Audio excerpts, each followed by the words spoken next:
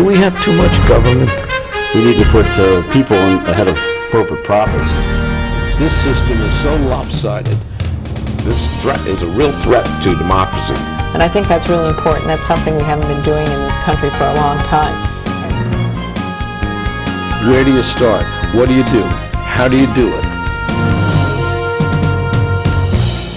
Access to Democracy and other Eagan community television programming is supported by Thomson Reuters, makers of Westlaw Next and based in Eagan. Through Westlaw Next and other innovative online services, Thomson Reuters is the world's leading source of intelligent information for businesses and professionals. Online at thomsonreuters.com.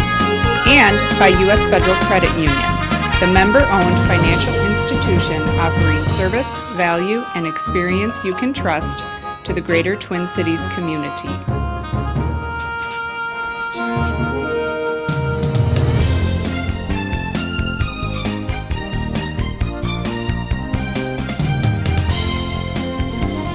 And we're back. Access to Democracy returns. Thank you for joining us. We're here with also a returning guest. And by way of disclaimer, I have to say that Bill Raker, who's the president and CEO of U.S. Federal Credit Union, is also a close friend. I don't have many of those, so it says something about his judgment. But it's a pleasure to have him back. U.S. Federal Credit Union was also the first person who gave us seed money as a sponsor to enable us to do a lot of the things that we do and create a website and give shirts to our volunteers and the cups that we see on the table. So always a pleasure to have Bill here. Well, thank you, Alan. It's great to be back. It's always a pleasure for me to join you on the show. And we've been a sponsor from the beginning, and it's a great thing that you're doing for the community, and our credit union is pleased to be a part of it. Believe it or not, next week we will start our 15th year, and we've done 1,500 interviews already. That's quite a record. Now I want to start by giving you a riddle. There were 3 Minnesota ladies who weren't too familiar with baseball. This is an inside joke. Mr. Miller, folks. This is a public TV station. Bill sent me a riddle by email the other day, and I thought I would feed it right back to him. But no, it wasn't obscene or anything like that. It wasn't racist. No, it wasn't. I don't remember the punchline. You'll have to go ahead and finish it. But one of the things we haven't done when we've had you on, the times that we've had you on, and certainly it's only fair that we have our sponsors on about once a year or so, but we never delved into your background. So why don't you bring us up to date as to how you became the president and CEO of U.S. Federal Credit Union, which is not one building, by the way. It's a dozen different credit unions with that name around the Twin Cities. Started in a log cabin in... Well, almost. It's a long trail that brought me from my home in Kentucky, where I was born, grew up, and went to school, to the CEO position here at U.S. Federal Credit Union in Minnesota. Along the way, I earned a bachelor's degree in mathematics at Eastern Kentucky University, a master's degree in mathematics, and taught school at the Fort Knox Dependent School System for a few years. And it was there that That's interesting, because Rick King, who's the COO of Thomson Reuters, our other sponsor, started by teaching school. Sure. Well, it's a great way to start a career. At least it was for me. And it was there at Fort Knox that I learned about credit unions and became involved with the Fort Knox Federal Credit Union, which as a financial cooperative served the military and civilian people who were on the post there, and worked for that credit union for 6 years in a variety of positions, and then went to work for Control Data, who was a major provider of data processing services for credit unions around the country at that time, and worked for them for a number of years in various positions around the country. But when Control Data's employees became what's known as an employee group of U.S. Federal Credit Union, had the opportunity to join the board of directors of the credit union, where I served for nearly 12 years, last couple of years as chair of the board. Our CEO at that time, who had a 25-year career with the credit union, suddenly had to take a medical retirement. And the search committee on the board approached me and asked me if I was interested in the CEO position. I was quite honored and a little bit surprised, but I said I'd be happy to talk with you about it, and we had a couple of sessions, and they said, you know, we think we're going to offer you the position of CEO here at our credit union.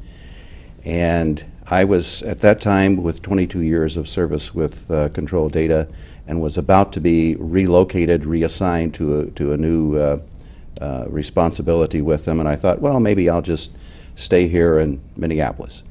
And it was 16 years ago tomorrow that I took the CEO position here at U.S. Federal. Well, happy anniversary. Well, thank you. We were about $250 million in asset size, with around 20,000 member owners at that time. Today, we're a credit union with nearly 70,000 members, most of them here in the Twin Cities, but some of them are in other parts of the country. And we have $1 billion under asset management with our credit union. Our headquarters is in Burnsville. We have 8 other retail locations around the Twin Cities, and about 190 employees. And here we are. And here we are. So, you are also involved not only in civic and charitable organizations, but I don't think there's a credit union organization, national or international, that doesn't have you as a member of its board, or had you as a member of its board, or had you as its president. Well, I don't know if my involvement is quite that extensive, but I have had the opportunities over the years to serve in a number of capacities here within the state organization of credit unions, the Minnesota Credit Union Network. I served several terms on the board of directors there, was chair of that board as well. I have served and continue to serve on multiple committees of the National Trade Association, the Credit Union National Association, and chair a couple of other committees and boards of organizations, companies that provide services to credit unions. So it's been a wonderful career that I've had so many opportunities to be engaged in the credit union work, the credit union world, as well as serving on local boards and committees. Was chair of the Burnsville Chamber of Commerce. Currently, I'm serving on the Dakota County Technical College Entrepreneur Advisory Board, the Foundation Board for Inver Hills Community College. Recently was appointed to the Board of Directors for Accountability Minnesota. It just keeps coming. You know, they say the busy person gets to do all the work, right? And there's international involvement also. International activities as well. I've made 3 trips to Paraguay under the auspices of the Minnesota Credit Union Network and the World Council of Credit Unions to work with the credit unions there in Paraguay. We've helped them draft legislation. We've helped them with their lobbying efforts, with their regulator. I've given presentations, workshops on technology for them. We've also made a trip into Cambodia under the auspices of the World Council of Credit Unions, where we had the opportunity to go out into the hinterlands of Cambodia and visit the very rural and very small credit unions there, where it was a big deal. It is a big deal for a person to be able to borrow $10, the equivalent of $10 from their credit union, to buy a pig, to raise some other pigs that they could sell to make an income for their family. So that's the kind of work that credit unions do all over the world. Now, we hear a lot about credit unions, banks, difference. Why a credit union rather than a bank? I have a number of friends that are bankers. They're good people. Banks and credit unions just have different structures and different value propositions. Banks are typically organized to provide services that translate into income and profits for the stockholders of the bank, the owners of the bank. Credit unions are financial cooperatives. Our members are our owners. We are a not-for-profit type of organization, meaning that the revenue that we generate, we pay our bills and we pay our taxes, and anything that remains then is either returned to the members in the form of higher dividends on their savings or lower interest rates on their loans, or it goes into our equity account. And the directors of credit unions are volunteers. We have a 9-member board, and they are elected. They are voted into office by our member owners. As opposed to, say, a bank where directors can get upwards, in some cases, of $250,000 a year just for being on a board of directors. Typically, bank directors are compensated for their time, but by law, credit union directors, federal credit unions cannot be compensated that way. So, our mission is to provide service, value, and experience that our members can trust, and that's the way we do it. So those are some of the distinctions between banks and credit unions. Another distinction is that credit unions can only generate capital through retained earnings. That's the only source of capital that we can generate. Banks, on the other hand, can get capital from lots of different sources, typically by selling stock in the bank and things of that nature, but credit unions are not able to do that. So those are the structural and governance and business model differences that segregate credit unions from banks. Our products and services look very much the same. Mortgages, Car credit loans, cards, debit cards. loans, credit cards. Exactly.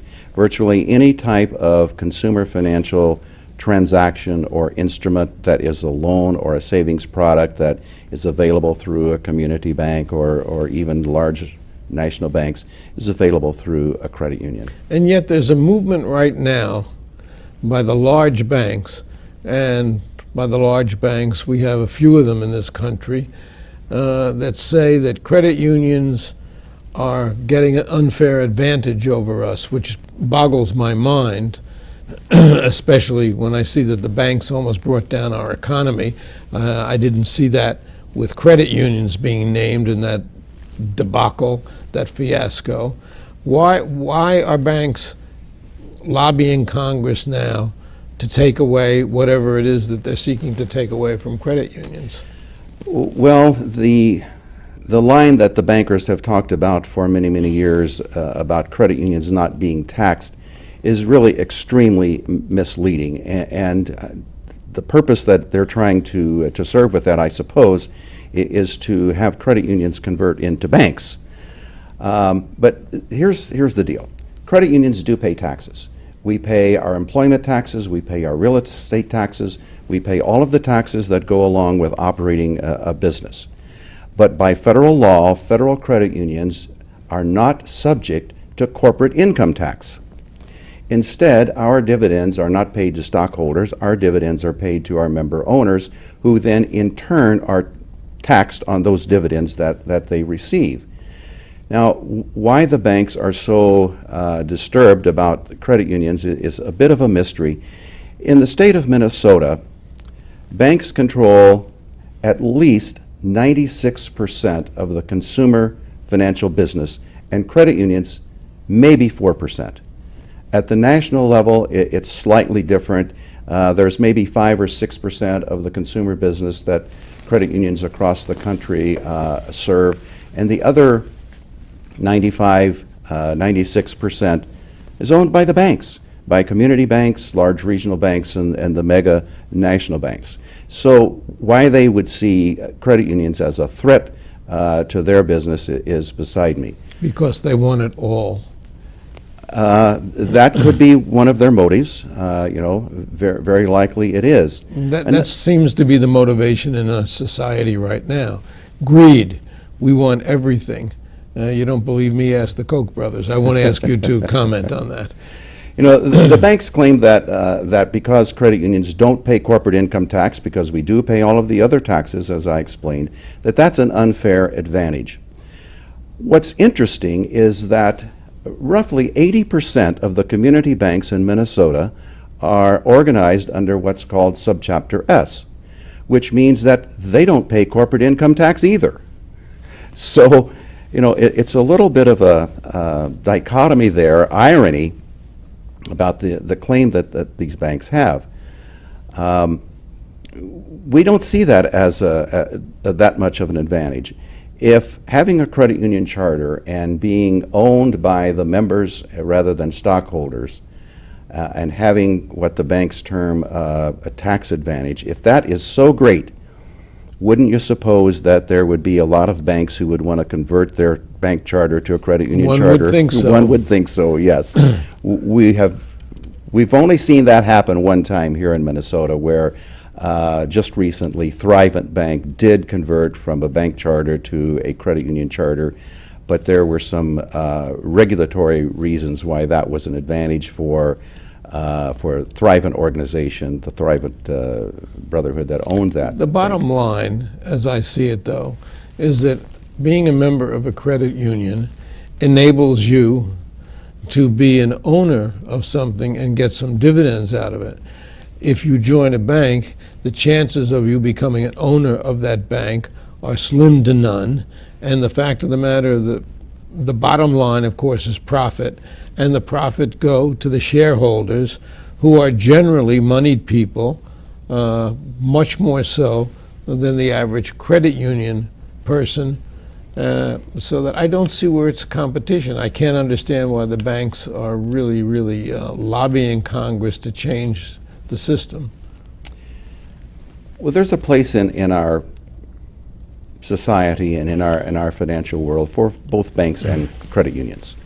It's not like credit unions are trying to put the banks out of business by any means, but we think it's better for the consumer to have available options and have the choice of whether or not they would like to do business with a bank that is focused more on generating profits for stockholders, or if they would like to do their financial business with a cooperative where they as a member are a part owner, and it's their interests that the organization is looking after, not the interest of the stockholders. Well, I just picked up the paper today, and I saw that I think it was Goldman Sachs talking about their second quarter earnings were $1.3 billion. Well, you don't see that about U.S. Federal Credit Union, because if in fact your earnings go up, they are spread out. They're all returned, absolutely. They're all returned to the member owners. That's right. And that certainly makes a big difference. You are also the oldest credit union institution in Minnesota, aren't you? Well, U.S. Federal Credit Union has a great history here in Minnesota. We are, in fact, the first credit union that was organized in 1925, and we actually had state charter number 1. I was only a kid in those days. I hardly remember it myself. The credit union was organized to serve the postal employees in Minneapolis, and that was its field of membership for many years. See, that's another thing that distinguishes credit unions from banks. Credit unions have defined fields of membership that the regulator, whether it's the federal regulator, National Credit Union Administration, or the state regulator, which in Minnesota is Department of Commerce, defines the market that a particular credit union can serve. We're not open to the general public. But our credit union was formed in 1925, and we served the postal employees in Minneapolis, and then over a few years we expanded to take in all of the federal employees in the state of Minnesota. And that was the field of membership for a number of years. And in the 1980s, when Control Data was looking to have its 50,000 employees at that time, can you remember when Control Data had 50,000 employees? To have credit union membership available to them, the state regulator would not let our credit union take them in as an employee group. So our credit union shifted its charter from the state to the federal charter, and took in control data as one of the employee groups, along with about 300 other employee groups that we were serving. And through a merger of Republic Airlines Credit Union, when Northwest Airlines acquired Republic Airlines, the two credit unions didn't get together in that merger, and so U.S. Federal Credit Union became like a white knight for the Republic Airline Employees Credit Union. And then that's when the credit union really began to grow and to serve members actually nationwide. Now, you are changing methods and updating procedures in the credit union right now. I think it's a password and authentication process or something like that. What does that mean? Well, that's a very, very good topic, Alan, to be talking about. Everyone is concerned about their privacy and their financial information. I mean, in the news today, there's the headline about these hackers that have gotten millions of credit cards. 160 million. And obviously, many of them have been used fraudulently. But it's the responsibility of the financial institution to protect the privacy and the data of all of its customers, of all of its members. We have a very popular and very robust internet banking system that our members use through the internet.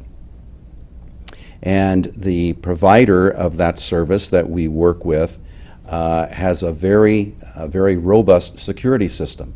And part of the responsibility of the consumer, the person who owns the accounts, is to help protect their security and their data. So what we're requiring our members to do is to change their password or change their identity to a new number, a new account type, and to change their password to what's called a complex password, which means it has to have at least 8 characters in it. It can't all be numeric, and it has to be both uppercase and lowercase. And so every one of our 31,000 members who use our internet branch will be required to go in and change those. It's for their benefit, it's for their security, it's for their protection. Believe me, I understand the frustration of, I've had this same username and this same password for 10 years or 15 years, and I don't want to change them. I have that problem myself. I have so many passwords, it's difficult for me to remember all of them. But this is the right thing to do to help protect the members. So we're going to ask each of our members that use our internet branch to go in and make those changes. A little bit of aggravation to make you a lot safer.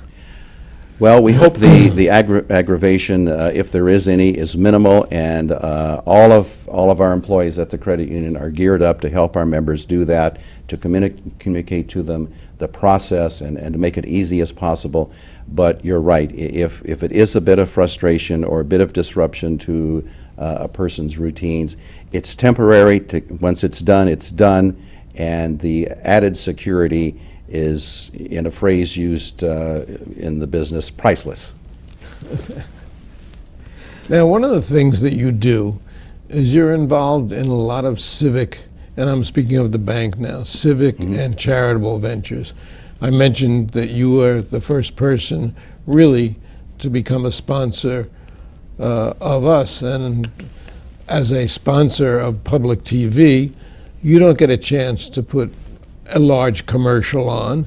You have that short 20-second intro just saying that you're one of our sponsors. So why would you do something like that for us? And I know you're involved in some colleges and things like that. Why does the credit union do those things? The credit union philosophy is people helping people. We are about what's doing what's good and what's right and what's beneficial for people. That's individuals, that's families. People make up communities. And so it's a part of our mission to be engaged in community activities and to help the communities, and we do so in many ways. Our participation, our sponsorship with Access to Democracy is one example. Another example is all of the fundraising that credit unions, not just U.S. Federal, but all credit unions around the country do for Children's Miracle Network. Here in Minnesota, the 134 credit unions in Minnesota have contributed over several $100,000 to Gillette's Children's Hospital. In fact, U.S. Federal over the years has been responsible for raising and contributing over $100,000 of that. We sponsor a lot of activities in the communities that are school-related to help the students, to help the schools through educational services that we provide that are free of charge. An example of that is something we call Learn at Work, where it doesn't have to be a work organization, it can be any organization in the Twin Cities who has an interest or a need to provide financial training and financial education to improve the financial literacy of their employees or their association members. Our credit union will come do that at your location for free. All we need is an invitation. We have 40-some courses that are in our curriculum that we can conduct classes on. And this past year, we did over 300 of them, reaching somewhere in the neighborhood of 1,000 or 1,200 people. Those are other examples of things that we can do for the community. And as I said, I know you've been involved with colleges as well as schools, and we sponsor scholarships. We help with the Inver Hills Community College, the Dakota County Technical College, as I mentioned. Accountability Minnesota is another organization, charitable organization that we support. One of the main things that they do, Accountability Minnesota, is to provide free service and assistance for tax filers that qualify under the IRS rules of low-income individuals, low-income families. And our credit union has been in partnership with that organization for over 10 years. And typically, during the tax filing season, we will help somewhere between 140 or 150 families and individuals file their taxes for free. Our employees volunteer to help them do that. And I think this past year we got helped these individuals and these families get almost $300,000 back in refunds on their taxes, which is a service to the individuals, but a service to the community as well. now last year when you were here, we talked about the fact that the stock market was approaching 13,000. As we sit here today, it's well over 15,000. Is this boom going to last? Well, if I knew the answer to that, Alan, I'd be charging people a lot of money to tell them. We can only hope that the stock market stays rational and stable. The fluctuations up and down really create a lot of anxiety and a lot of unknowns for a lot of people. It looks like the stock market has made a substantial recovery from its low point of a few years ago, and that is good for the communities. I'm going to have to say thank you, Bill Raker, U.S. Federal Credit Union, for sharing with us today and for the future and for your sponsorship. Thank you. Thank you for the opportunity to chat with you today, Alan.